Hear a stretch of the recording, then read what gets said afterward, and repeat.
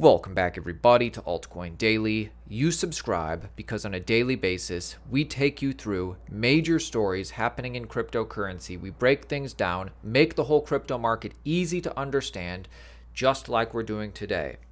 Let's start with a rather revealing interview Cathie Wood of ARK Invest gave CNBC Squawk Box. As you know, she's a famous investor, highly well respected, and she is very bullish on cryptocurrency as a whole.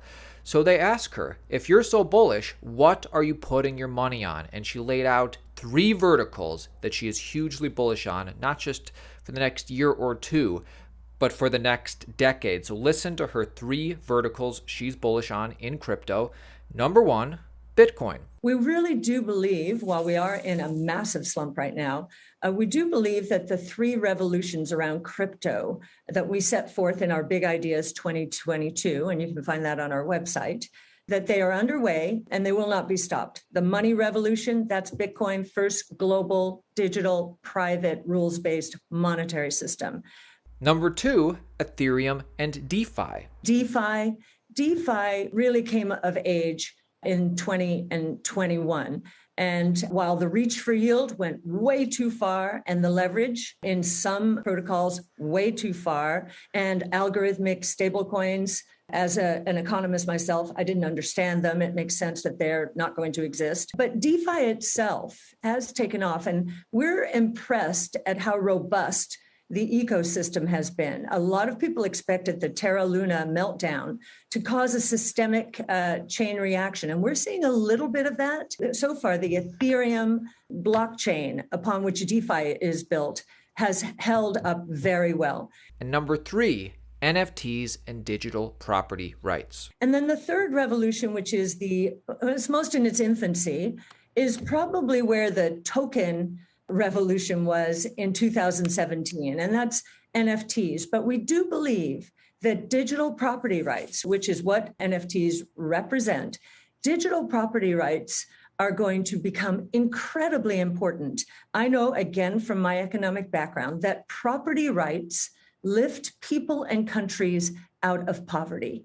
And we think that the opportunities that the digital property rights will allow creators and many others. We're going to find all kinds of utility, and we can't even think of it right now, just like we couldn't understand quite what DeFi was going to be when tokens first came around.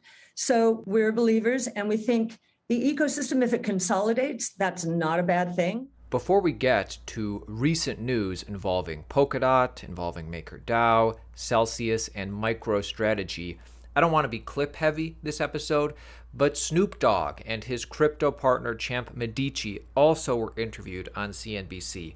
And it's amazing to see A-list celebrities now making cryptocurrency part of their identity. So the whole interview was rather lengthy. I'm just pulling 2 clips for you. I thought this was really cool. First of all, music icon Snoop Dogg speaks on the cryptocurrency crash and why he is still bullish on the future of the Web3 industry. Listen to this. We're in currently a crypto sell-off. Just what do you make of the sell-off? This and crypto, are we in a crypto you do know winter? this crypto, you do know that, right? How long do you think crypto winter Crypto lasts? gonna last forever, cuz it's crypto. Like crypto. No, I mean, I think it was a beautiful industry that was created. I feel like every great industry has a downfall. There was always a depression in every industry you can look at. Alcohol, tobacco, clothing, food, every industry that you can imagine, but they all made a certain incline when the industry got back right. And I just feel like this weeded out all of the people that wasn't supposed to be in that space and all the people who were abusing the opportunities that were there. And now it's gonna bring on great business, and moving forward, when the market gets back right, it'll only be great things that, pick and choose from. And then just one more clip, Snoop Dogg and Champ Medici speaking on something that they're very familiar with, NFTs and Web3, how it relates to the music industry. In their opinion, it will be big. Do you think that NFTs still have a major place in the music industry? I mean, that seems like in the arts, but specifically in music, that's really where it kind of took off, the opportunity for people. I know it has a great opportunity to be big in music, because sooner or later the label's gonna have to come on in, and they're gonna have to come on home, and they're gonna have to sit at the table and understand that their catalogs and things that they hold on to are better served on the blockchain than sitting in the catalog collecting cobwebs.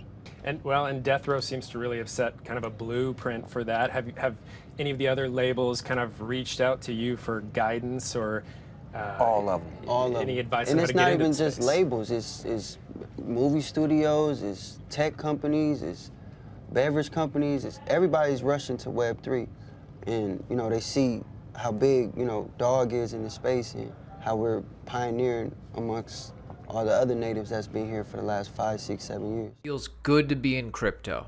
Let me get to some recent news. Let me update you on what's going on with some of our favorite protocols. First of all, and this is a big one for Polkadot, Polkadot unveils new on-chain governance model. First of all, the key takeaways. Polkadot is getting a new on-chain governance model. The new Gov2 model aims to improve inclusivity and decentralization while increasing the number of decisions Polkadot governance is able to make. Gov2 is set to launch on Kusama, their Canary network, imminently, following a final professional audit of its code. For further details to understand what's going on, the main goal of the new governance model is to increase the number of collective decisions the Polkadot governance system is able to make. Whereas the current system uses a public proposal queue, the new governance model will allow anybody to start a referendum at any time as long as they wish. This means that under the new Gov2 structure, there can be multiple referendums covering a wide range of issues happening simultaneously and no limit to the number of referenda that are open to voting at any time. While the new system grants more freedom and more flexibility, new measures have also been introduced to safeguard the protocol from attack. So Polkadot getting bigger and better, more decentralized, more secure. What do you think about this? As a Polkadot holder, I like it. In other news, one of the blue chips in the Ethereum DeFi ecosystem, MakerDAO, of course they have the over-collateralized, decentralized stablecoin DAI, MakerDAO may invest in bonds and diversify into the traditional financial world. What you need to know is this: MakerDAO is looking to invest 500 million DAI into U.S. Treasury bills and possibly corporate bonds as well. The move, which has been discussed for months within the governance forum, is an attempt to generate yield with some of its holdings while diversifying. The community is currently voting on the preferred investment strategy, though it still has the option to reject the proposal altogether. It's great to see so much in decentralized finance hold up, especially as we're seeing so much in traditional centralized finance crumble. Celsius news. Celsius denies that CEO Mashinksky tried to leave the United States. Of course, withdrawals are still paused on Celsius. Of course, users still have their money in Celsius they want back. Guess some people are saying that Mashinksky was trying to leave the US. Celsius denies this. Celsius has denied reports that its CEO, Alex Mashinksky, attempted to leave the United States this week. On Sunday, reports that Mashinksky has attempted to leave the U.S. via a New Jersey airport began to circulate. Celsius is facing a liquidity crisis. It closed withdrawals over 2 weeks ago and is being investigated by regulators. And finally, Bitcoin Jesus himself, new Bitcoin Jesus, and his company, MicroStrategy, continues their Bitcoin accumulation amid the market slump. MicroStrategy has added another 480 Bitcoin to its holdings despite the steep market downtrend.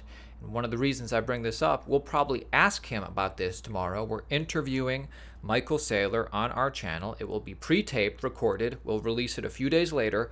But please, I'm going to leave the link to this tweet. Please comment under this tweet. I'll leave the link below. What other questions do you have for Michael Saylor? Obviously, he wants to talk about Cardano. Obviously, he wants to talk about Ethereum and crypto. And guess what? What other forum, what other podcast, what other YouTube channel would he get a chance to be asked about Cardano or Ethereum? We'll surely ask him some of this. Of course, he'll want to talk about Bitcoin, but super excited to have the legend himself on our channel. So comment your questions below this tweet. I'll leave it linked below. That's it for me, ladies and gentlemen. My name is Aaron at Altcoin Daily. Subscribe to this channel, join our team, and I'll see you tomorrow.